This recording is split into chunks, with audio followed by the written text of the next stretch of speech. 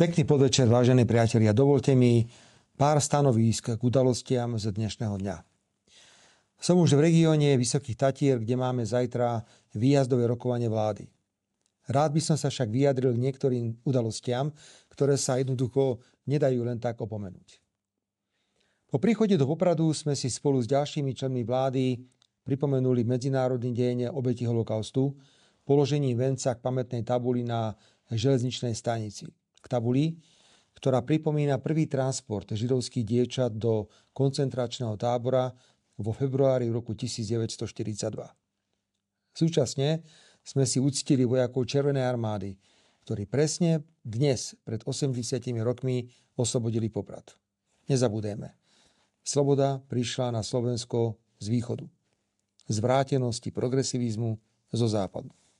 Prosím, ak máte nejaké pripomienky k novelizácii ústavy, ktorú som včera predstavil, neváhajte a píšte.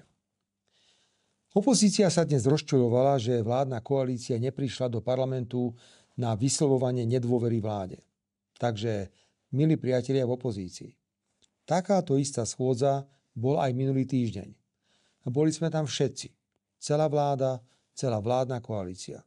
A boli sme pripravení na riadnu výmenu názorov.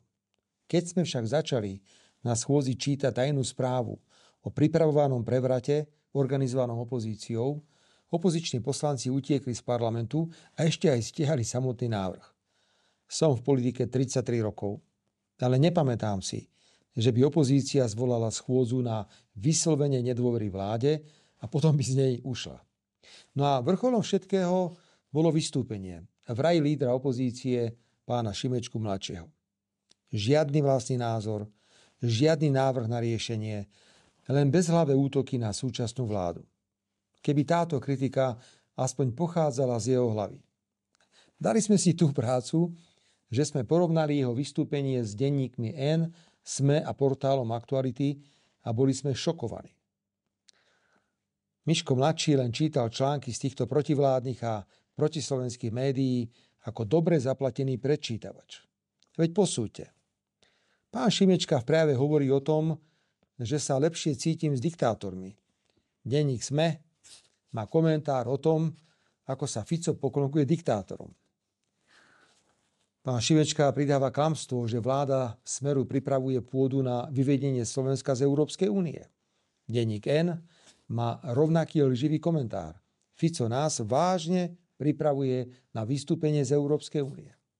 Alebo Miško pokračuje v prejave: ľudia na Slovensku dôverujú európskym inštitúciám viac ako vašej vláde.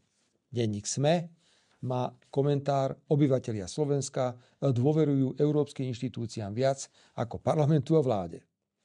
Ďalšou perlou je veta mladého Šimečku a to, že 1500 ľudí, ktorí sú dnes na slobode, inak by boli vo väzení.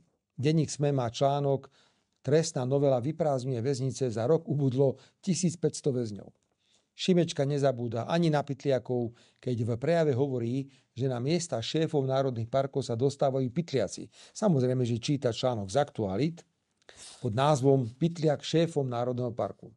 Rieši aj štvorkolky v chránených územiach a odstrel vlka. Všetko články v protivládnych a protištátnych médiách. A tak ďalej, a tak ďalej. No hanba na 100 rokov, pán Šimečka. A vy sa nám čudujete, že sme dnes nedošli na vami organizovanú schôdzu. Vážený pán predseda Progresívneho Slovenska, máme inú, dôležitejšiu prácu, ako počúvať recitácie z denníka SME, N či Aktualit. A tento váš prístup len svedčí o tom, ako ste slabo pripravení na politiku. Mám pre vás dobrý návrh.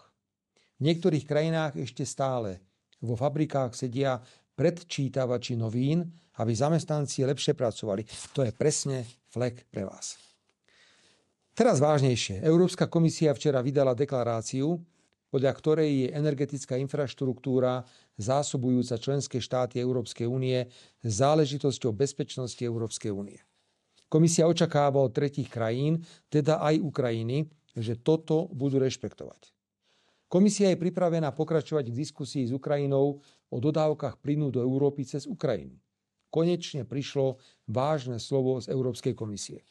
A to len pod tlakom Viktora Orbána, že nebude súhlasiť s predĺžením protiruských sankcií a mojich otvorených vyhlásení, že pristúpim k vetovaniu ďalšej finančnej pomoci Ukrajiny, ak nás bude prezident Zelenský ďalej ťahať za nos. Zelenský zastavením tranzitu plynu cez Ukrajinu vážne poškodzuje Slovensko a celú Európsku úniu. A pekným slovám a žiadostiam nerozumie. Rozumie len nátlaku. Tak ho dostane toľko, koľko sa mu žiada. Zrazu sám v sobotu začal hovoriť o tranzite azerbajdžanského plynu cez Ukrajinu na Slovensko. Ja mu neverím ani nos medzi očami, ale prinútili sme ho aspoň zmeniť retoriku. Na záver mi nedá, aby som nereagoval na perly z úst nového generálneho tajomníka NATO, bývalého predsedu vlády Holandska Marka Rutteho a súčasného francúzskeho premiéra. A generálny tajomník NATO nedávno vyhlásil, že Ukrajina je príliš slabá, aby mohla rokovať o miery. Na otázku, ktorú som mu položil, že koľko ľudí ešte musí zomrieť, aby bola dostatočne silná, mi samozrejme neodpovedal. Najnovšie v Davose generálny tajomník NATO pán Rutte vyhlásil, že verí, že Spojené štáty americké budú pokračovať v dodávkach zbraní na Ukrajinu a že rovnako verí, že účet za tieto zbrane zaplatia, dobre počúvajte, Európania.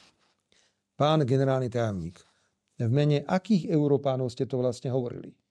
Tiež sa považujem za Európana, ale ani v najtemnejšom sne neuvažujem o tom, že by sme na Slovensku mali platiť za americké zbrane, za ktorými sa Ukrajinci mlátia s Rusmi. Takže pán generálny tajomník, na budúce dvakrát meriame a rozmýšľame, kým niečo takéto závažné vyhlásime.